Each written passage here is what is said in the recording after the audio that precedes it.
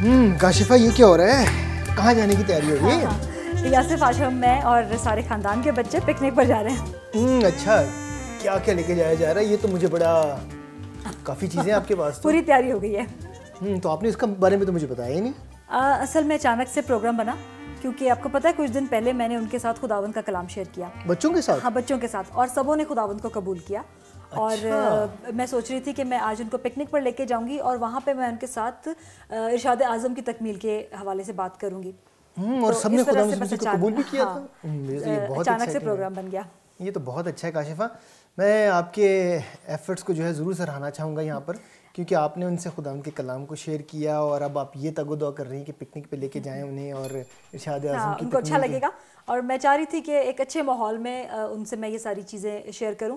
पर आप मुझे बताएं कि आपके पास थोड़ा सा वक्त होगा कि हम दोनों बैठें और इरशाद आज़म के तकमील के हवाले से कुछ बातें मैं आपसे करना चाह रही थी, ताकि बच्चों को मैं इस तरीके से समझा सकूं कि वो आसानी से समझ जाएं। बहुत अच्छी सोच है आपकी। इरशाद आज़म के तकमील के हवाले से काशिफा मैं ये आपको ज़रूर बताना चाहूँगा कि जब आप बच्चों से इससे बात करें तो कोशिश करें कि इसे आसान लफ्ज़ों में उनसे बयान करें। पहले तो उन्हें बताएं कि इरशाद आज़म का मतलब क्या है। ठीक है। जैसे आप बता सकती हैं कि इरशाद आज़म जो है वो खुदावंद यीशु मसीह का वो हुक्म है जो उसने आसमान पर जाने से पहले हमें दिया, सिर्फ अपने शागिर्दों को नहीं बल्कि सारे ईमानदारों को, जिसका जिक्र जो है हमें मत्ती की इंजील उसके 28वें बाब के 18वीं आयत से लेकर 20वीं आयत तक मिलता है। आपको पता है वो क्या है? कि जाओ और सब कौमों को शागिर्द बनाओ और उन्हें बाप और बेटे और रूह कुद्स के नाम से बपतिस्मा दो। इसमें दो बातें उन्हें आप बताइएगा।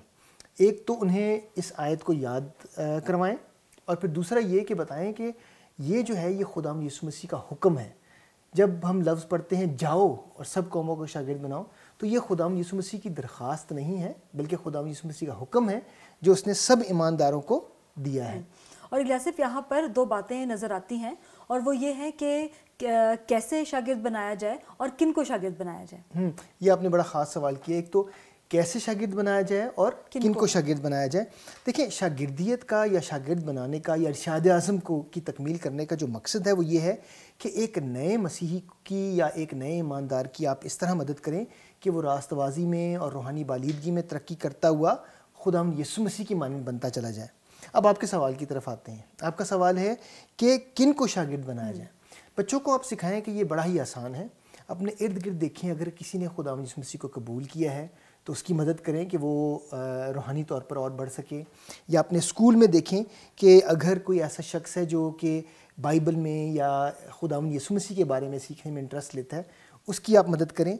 फिर हो सकता है कोई शख्स जो है या कोई बच्चा जो है वो उनके पड़ोस में हो जिसकी वो मदद कर सकते हैं, या हो सकता है कोई ऐसा शख्स जो उनके चर्च में हो जिसकी वो मदद कर सकते हैं, या उनसे आप दरख्वास्त करते हैं कि अपने दोस्तों में देखें या ख़ानदान के किसी और बच्चों को देखें या किसी और शख्स को देखें जो खुदावंद यीशु मसीह के बारे में जानना चाहता है या उसने खुदावंद यीशु मसीह को हाल ही में कबूल किया है।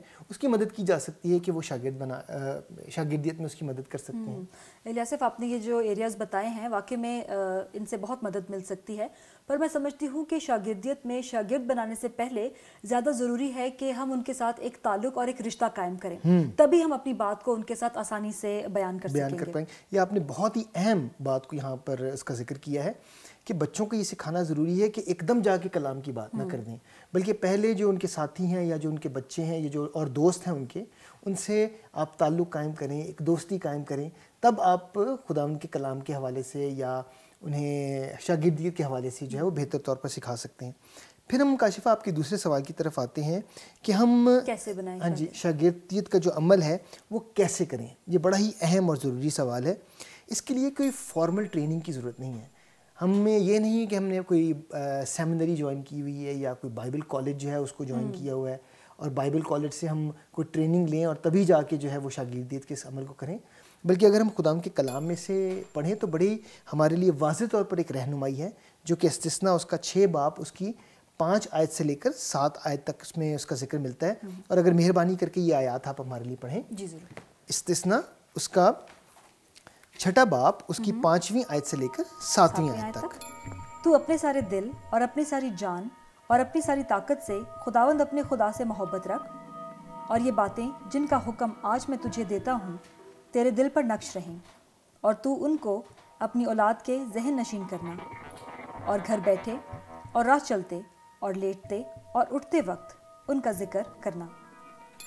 جی کاشفہ، آپ نے یہاں دیکھا کہ خداوند کا کلام ہمیں بڑے واضح طور پر کہتا ہے کہ ہمیں کوئی فارمل ٹریننگ کی ضرورت نہیں ہے، بالکل، لیکن اگر آپ واقعی خداوند کے کلام کو اپنے بچوں کے ساتھ اور اپنے خاندان کے ساتھ، اپنے دوستوں کے ساتھ بانٹنا چاہتے ہیں تو کوشش کریں کہ ہر وقت اسے کریں. جیسے والدین کے لیے یہ ہدایت کی گئی ہے کہ تو ان کے اٹھتے بیٹھتے، چلتے پھرتے، لیٹتے وقت اس کا ذکر کرنا.